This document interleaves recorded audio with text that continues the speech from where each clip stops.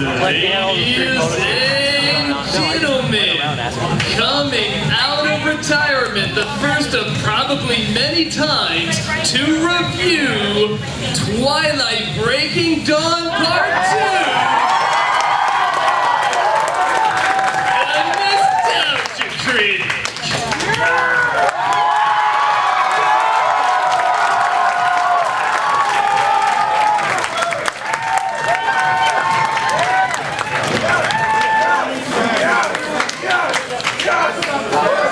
I wish I had a camera for this now. I don't have you guys. I just broke my glasses for this review. Thank you, Twilight. Well, first of all, the applause and everything else you had there, it's very kind of, it's not deserved. Okay, so, show of hands, how many people have seen this movie? Get out! You do not deserve to be in the same room as normal, breath-breathing people! Okay, I'm sorry, that was a little harsh, It's just this movie, it's a little, bad. How do I talk about this movie? Well, maybe like this. Okay, hold on. I'm getting ahead of myself. There's plenty of time for that. Okay, so, anyone here have seen the other Twilight movies? Get out! Okay, again, jumping the gun. Okay, so, for those of you who are fortunate enough not to experience, the first, what we had, 4 Twilight movies, and now we have part 4, part 2.3. We have a film where Bella is now a vampire, an emotionless beast. Not much of a transition. But the great thing about it is now that Bella has become this creature-sucking, diabolic piece of ass of the night, that means that everyone else is so excited that they want to move at the speed of light every chance they get. And I'm not just like, okay, like when they're fighting and a vampire wants to go fast, they can go fast. Do it! You're a vampire. Use your right, but like, she wants to get a book, and suddenly it's like Benny Hill. Oh, that's an interesting book. It's like, shoot, like the fucking Roadrunner. I don't know why. What? I mean, if she checks her phone, it's like 8:15. Why? Why? And everybody does this, and there's no way to make it so this is not funny. It's hilarious. Every single time she goes to whatever, check the oven timer, I want to say, "Ice Speedy Gonzalez, the fancy mouse, and all ready go."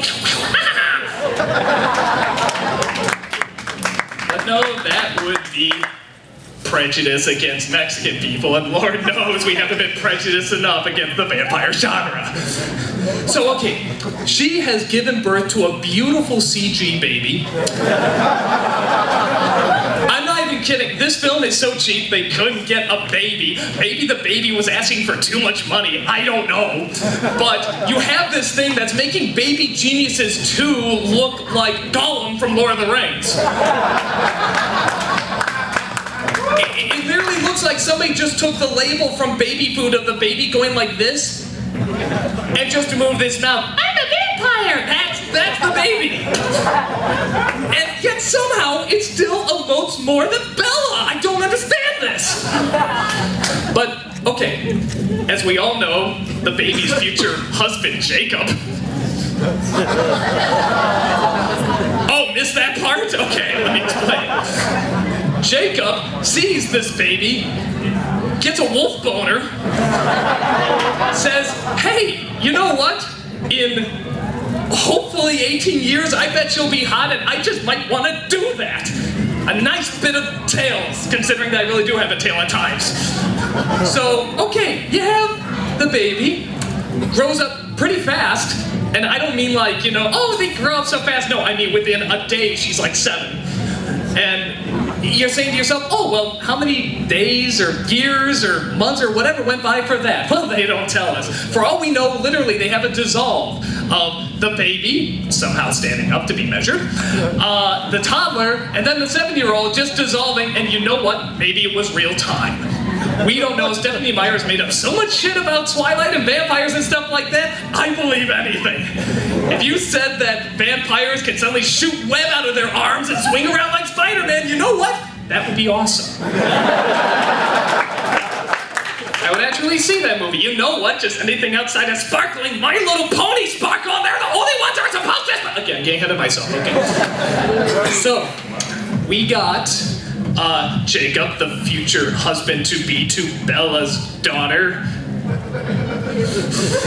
And we have Edward, who still can't emote out of a paper bag. In fact, this duct tape here has much more emotion than Edward ever will.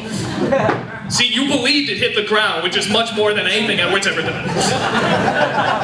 And they're concerned because one of their cousins sees the little 7-year-old prodigy, the Rosemary's Baby, if you will, who is walking around and says, "I don't recognize her! I'm gonna go tell the Vampire League of Shadows," or whatever they are. Okay, so she goes and does that, and of course Bella sees that the cousin sees it and says to herself, "Oh, wait a minute, this is bad, because she's gonna say that, and they're gonna think she's an abomination, and gonna come down and kill her." And they're preparing this army, and they're getting all the other vampire brethren peoples, Barclays together, and they're like, "Oh, we have to fight. You know what? Here's an idea. You have cell phones. She's your cousin. You probably know her number. Maybe just give her a little call and just be like, 'Oh, hey, it's cool. It's totally cool. It's my kid. Yeah, no, immaculate birth. Well, yeah, we sparkle too. Just go with it.'" And you know what? We could avoid it. We could avoid this whole big battle thing. Oh, the big battle. Oh, let me tell you about the big battle. Okay. And we'll get to that. Those of you, how many have read the book? Get out! Okay. For those who read the book, you know what's coming and you know this is justified. Okay, so you have Bella, and you know, the little CG 7-year-old baby person. Oh, they CG the 7-year-old into like a hot, you know, 20-year-old in a future flashback. Yeah, wasn't that some pervert's dream come true? Jacob's probably. And so they go and they tell this guy, who I swear is like an anorexic version of Andy Serkis, who loves to overact even more than Andy Serkis. I mean, by God, Andy Serkis could do the Gollum voice and he's still more credible than this guy. I mean, this guy hears that there's, you know, this immaculate birth, and he's just like, "Oh, and what are we supposed to do about the vampire birth?" That was subtle compared to what was in the movie, okay? And then they had this really cool thing where they get all the vampires from all across the world to see the immaculate bitch. And she touches people with her hand, and apparently that convinces them, "Oh, it's female Jesus, awesome." And everybody looks at her and it's like, okay, we're on her side. Awesome, great. The only downside is that for whatever reason, the brethren don't get this news, even though they're aware of everything that's going on, but they don't hear this little thing. Hey, you know that person we're trying to kill? Everybody's saying that she's, you know, the real deal and really awesome. We're vampires, we sparkle, we look like Gollum and overact like that. Who needs this? So, we get to... Okay, let me just think if there's anything I'm missing, because there's so much. God, I just want to build up properly the ending of it. Oh, let's talk about the father. Yeah, the father, one of only 2 likable characters in the entire movie, the other being Jacob before he turned pedophile, was actually really nice and really smart, always going along with everything, until he hears that Bella might be dead. Well, that kind of sucks. Yeah, daughter, only daughter dead. You know, if it was Bella, I'd be in the same boat, the more I think about it. But anyway, so you got him there chopping wood. Jacob goes, shows he's a friggin' werewolf. You know, same reaction as Bella. And goes in, Bella, totally willing, not to tell her dad that she's alive, just let him believe that she's dead, and gets really mad at Jacob when when he goes and tells her father that he's actually, that she's actually alive and kicking and screaming. Well, not kicking and screaming because that would allow emotion, but that she is in fact actually alive. Gets mad at him. Of course, Edward's backing her on that because, he's her bitch. So he goes and, listens and says, "What's going on? That boy's a werewolf." And she says, "Don't ask questions." He says, "Okay, what?" He just goes with it. He's just totally fine. I mean, it's maybe the occasional question, why was he a werewolf? I don't know. And he's fine. And I say to myself, this is a loving family, anything like a loving family where, they actually care about each other, which again, who could care for that little Satan spawn that's tooling these two boys around like they're Lego pieces and they're just part of her little Barbie franchise and they're gonna make them it makes sense that be using them as like these Barbie, toys like she is, that she would make them sparkle. I don't even think Stephanie Meyer exists. I think there really is a Bella Swan, and she put the story together, and she's just trying to show all those people in high school that, that really overweight, ugly person that was really awkward, and everybody laughed at her for liking the vampire game, and, really getting into it and stuff. They're just like, "Oh, hey, you'll never become anything, ha ha." She's just like, "Hell with you, I'm gonna sell my soul to Satan to make this stupid shit actually popular, because everyone's gonna read it, they're gonna like it for some reason, it's not gonna make any goddamn sense, they're gonna be like, oh, so romantic, and then we're gonna make some sort of stupid spin-off that's gonna somehow relate to S&M, and that's gonna be a big hit because everybody's in S&M right now, and yeah, I'm getting ahead of myself."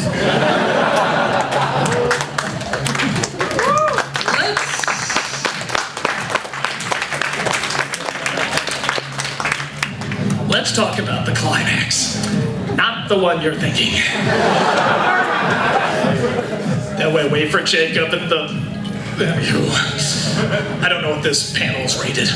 So, okay, we got this great big build-up. This is the only moment in a Twilight movie that's kind of cool. You have all the vampire brethren, all those people from Eyes Wide Shut in the cloaks. They're lined up, ready to march across the ice, because the ice doesn't break here apparently. And all the vampires and werewolves are on the other side, and they line up. And they're there, they're about to have their big Lord of the Rings battle and stuff like that. And they look at each other and say, "We want to kill the child." And the Bella's like, "Fuck you!" Or no, "Screw you, because we can show heads getting chopped off, but we can't say F you because then we get an R rating. What is up with the MPAA? Okay. So they go, and they say, "This child is not going to be a danger. She's going to be fine. She really is immaculate, blah, blah, blah." So everything appears to be okay. But the Gollum leader there looks it over, and he looks at the child and says, "Oh, let me feel you." It's not as perverted as maybe it is, I don't know. But bottom line, he goes over, she touches his face, and suddenly he sees that everything they said was true. Great, so there's no problem, right? Well, he decides he may want to be a dick. For no other reason except he may want to be a dick. So he goes, and this, what's her name, Alice, the woman who can see into the future at times when it's convenient for the plot. She comes up, and she goes over to the Gollum vampire, lets him, touch her hand, because that allows him to see into the future. Can they both see into the future? I don't know how it works, but either way, he sees it. She says, "Oh, you're not going to change your mind no matter what happens." He fucking balls, goes crazy. All the vampire costume show, they go running towards the vampires and werewolves. All the werewolves and the vampires, they go running towards the other. And I swear to goddamn that these things are ripping heads off. Werewolves are coming in, they're taking this vampire, putting it on, going, and then the vampires are coming in, and they're going over here. And they're just like, "Oh, help me. This is Twilight, bitch." And their heads are flying everywhere. This one guy, because suddenly vampires are like the Planeteers, and they can do fire, wind, earth, water, not hard, because that would actually require having a soul. So they get down, and they go, boom! The ground is breaking! It's like a fucking earthquake! Everything is falling! Vampires, werewolves, falling down! I'm like, is this Twilight or Lord of the Rings? What the hell is this? It's unfucking-believable! Bella and Edward look at each other in a legit badass moment. They look at that Gollum vampire and they say, "You're going down." They rush towards him. Edward finally uses Bella for what she should be, a human shield. Whack him out! Knocks him to the ground. She gets on his head and tackles him like a football player. They rip the golem head, vampire head off, throw him to the ground. They're about to burn him alive. Everybody is falling to their graves. Heads are flying, blood everywhere. Dakota fanning, headless. All this incredible stuff. The most awesome, holy goddamn shit. As you wouldn't believe what you just witnessed. Turns out it was all a dream.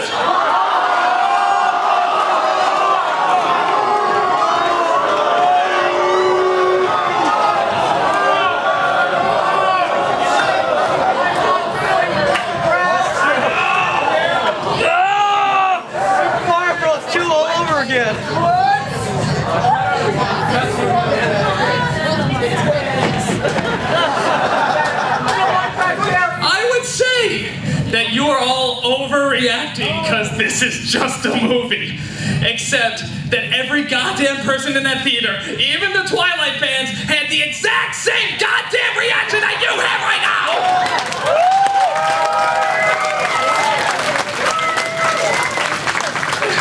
They looked at the screen and they went, what? They don't even care what the explanation is. They go, what? It's like an automatic, you know, when someone hits you, you go, ow. You see bullshit like that, you go, boom! And they... Okay.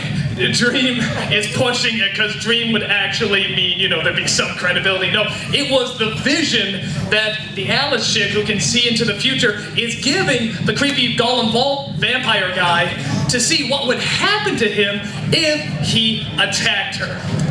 And he says, well, shit, that sucks, bye, and they head out. So, after all the Twilight movies, all the bullshit, 2 movies, divided up, actually telling us the moral of the story. The moral of the story is if you sacrifice nothing, do nothing, play these boy toys like boy toys, you can live happily ever after as the blood-sucking demon that you are. Fuck you, Stephanie Myers!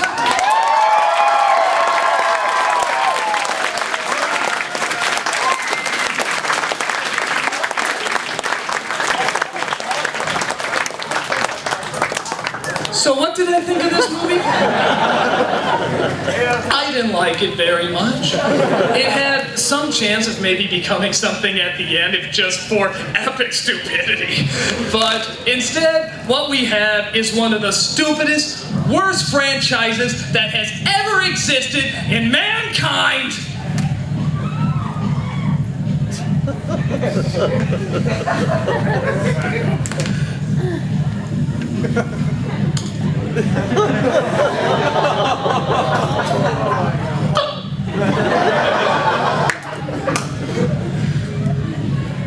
Someone put me back in the plot hole. I'm the Nostalgia Critic. I remember it so you don't have to.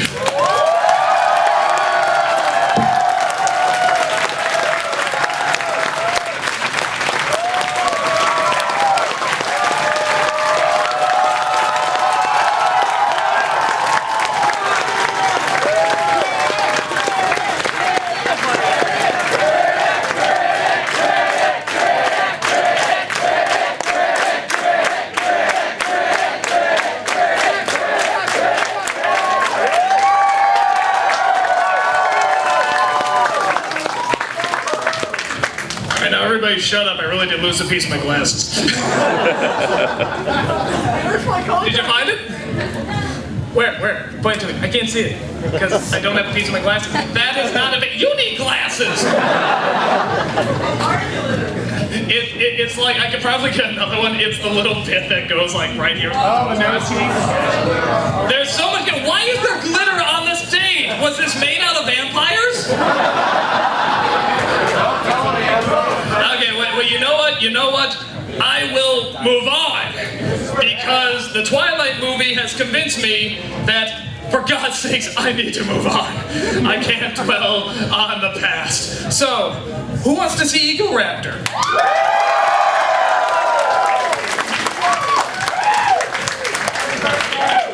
Well, come out here.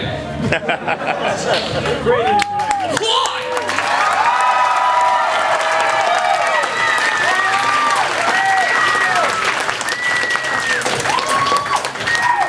So, what do you think of Twilight? Oh, are we talking about Twilight too? Yeah. Man, I just saw it. It was pretty good.